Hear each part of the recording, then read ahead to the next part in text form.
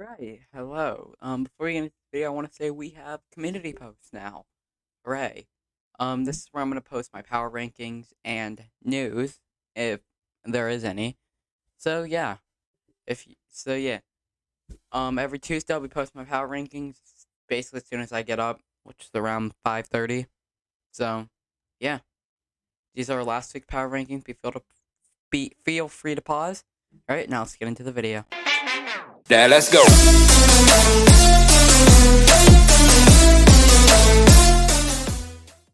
Alright, welcome back to the channel. I'm your host, Isaiah, as always, and today we are going to be recapping Week 7 of the 2022-2023 NFL season. Let's get into it. Starting off with the Saints and Cardinals. Finally, it's a not bad Thursday night game. Wasn't great, but you know, D-Hop had a nice return going for 100 yards. Andy Dalton threw 2 pick sixes in a minute, and the Cardinals won, basically salvaging any hope they have this season. They're 3-5. The Cardinals are 3-4. Saints are 2-5. I think the Saints season's practically over. I was very high on the Saints heading into the season, but if you saw my power rankings, I had them ranked 30th. They have looked very bad these past few weeks. Up next, we have the Browns and the Ravens. You almost did it again, Ravens. You almost did it again. It was almost a very, very embarrassing blown lead. A questionable offensive pass interference penalty, combine that with a blocked field goal and a false start that made the Browns go back 10 yards to make the field goal even harder. Honestly, if it's the Browns, they would have just went for it. I would have liked the odds better. I mean, Ravens stay number 1 in their division, but so many questions about this team. They are very sketchy. Bucs. What happened here? It's one thing to lose to the Panthers, another thing to lose by 18 to the Panthers. That was embarrassing. The offense showed nothing. And yes, you can blame the Mike Evans drop, but you guys should be by far the better team. But the Panthers look like the way better team in this game. If I've never watched football, I would have thought the Panthers were the way better team in this game. But I know they aren't. So what happened, Bucs? Bucs fall to 3-4. Panthers get their second win of the year. A lot of concerns with the Panthers, though. Next, we got the Bengals and the Falcons. I mean, I guess it was alright. The Bengals offense looked really good this game. I still want to see them beat a team that has a good quarterback, but you know, they had their moments. They had their time to shine. Give me a second. They had their time to shine. They had a fun game.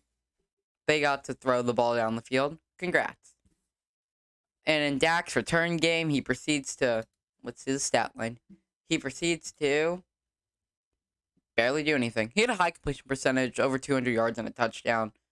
But the defense is Also, I do want to point this out. This is practically splitting carries, and Pollard just did so much better. Zeke is losing his job this year. Anyway, the Cowboys defense continues to be the best defense in the league. I'm going to say it. Completely shutting down the Lions offense. The Lions had nothing answering for them. 6 points is not great. I don't think I need to tell anyone that. And I guess the Cowboys have more to look forward to. As long as they have that defense, they can win any game. Up next, we have the Giants and the Jags. The 6-1 New York Giants won by a single yard this game. Would have been cool to see Trevor Lawrence. Hold on. It would have been cool to see Trevor Lawrence pull off a game-winning drive for the first time in his career. He did not, so disappointment. But once again, the Jags come so close, but just cannot pull away with a win. The Giants go to 6-1, and yeah, Daniel Jones has 5 game-winning touchdown drives already this year. Another team that was supposed to be good losing to a bottom feeder team. This game felt like a trap game from the start, but oh my goodness. I didn't actually think it was going to come true. There's so much about the Packers. O-line, bad. Future Hall of Fame quarterback, playing bad. Coaching, bad. Receivers, not playing up to standard. Defense, underwhelming. You know who else is like that? The Tampa Bay Buccaneers. There's some more shade at them. I mean, congrats. I think Heineke is probably better than Wentz. I just think Heineke has that. I can't explain it. Something about it. He didn't play well this game, but he pushed. I think on the drives where they pushed the ball down the field, I think Wentz wouldn't have been able to do that. So, yeah. Up next, we got the Colts and the Titans with a grand total of 1 offensive touchdown this game and a bunch of Tennessee field goals. Tennessee gets another win and moved to 4-2. The least talked about 4-2 team in the league, but there's a reason behind that. They haven't done really anything special. They swept the Colts. Let's see these Titans 4 wins. I know they swept the Colts. Beat the 2-win Raiders, and beat the Commanders. Problem is, they haven't done anything this season, and just like they're the most underwhelming 1 seed, the most forgettable 1 seed, they're the most forgettable 4-2 team. They probably have the division on lock, so they look like the most consistent and best team, and a division that relies a lot on their run game. So far, they look like the best run game.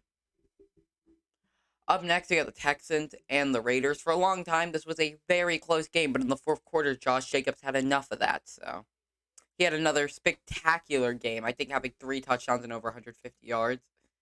I was close, okay? I didn't watch this game.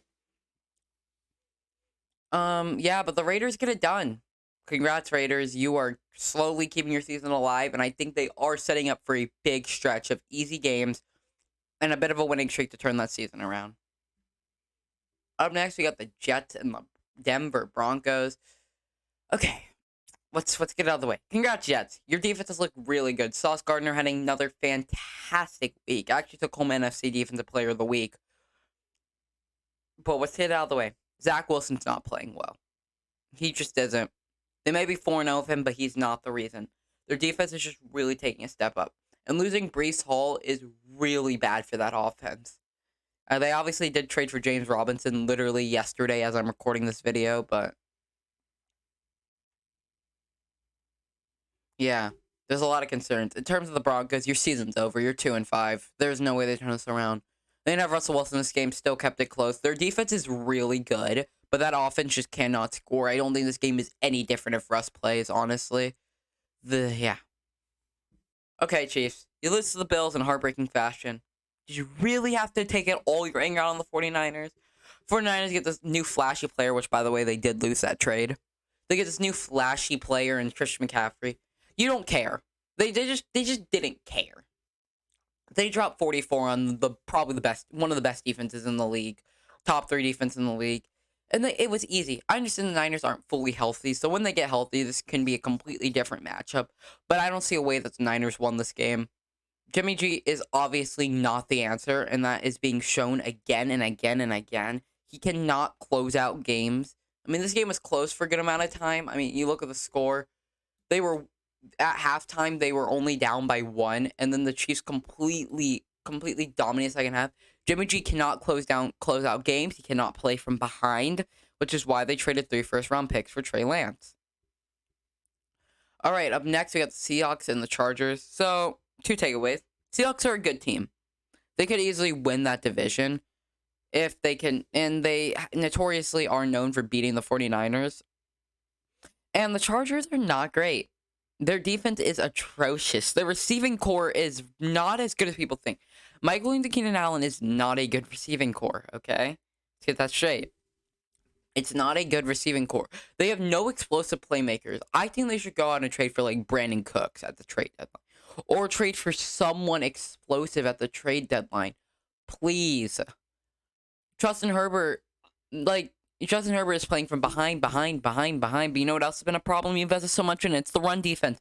Kenneth Walker ran all over that. And this is not taking away from Kenneth Walker. He's a great running back. But the Chargers invested so much in that run defense, you'd expect it to look a little bit differently. And honestly, their most impressive game was their loss against KC. Please, Chargers. I had you guys win the Super Bowl this year, and that has completely changed. Both of these teams are now 4-3, but one of these teams looks decent. All right, so in Tua's return game, it looked like this game's going to be a blowout, but the Steelers don't like to go away. Tua had multiple dropped interceptions thrown, and I'm not going to say, like, oh, he played spectacular this game on his return. No. Multiple dropped interceptions. The defense is what carried this game. game. 3 interceptions, the Noah Benogany pick 6, but they lost Brandon Jones to a torn ACL. That's just more of our secondary getting beat up. It's going to be really interesting to see how Miami continues to play defense because we saw what they tried doing. They tried playing a lot of soft zone coverage, which obviously is not their style of play. Because it's being shown when the quarterback has time, they kind of struggle. So yeah, it should be interesting, but they still have Xavier Howard. If he goes down, it's season over. And finally, to end the week off, how do you get blown out by the Bears in your home stadium? Doesn't make sense to me. This season's so unpredictable. Well, that's all I gotta say. If you guys like the video, like, subscribe, and notification bell, and as Russell Wilson would say, Broncos country, let's ride.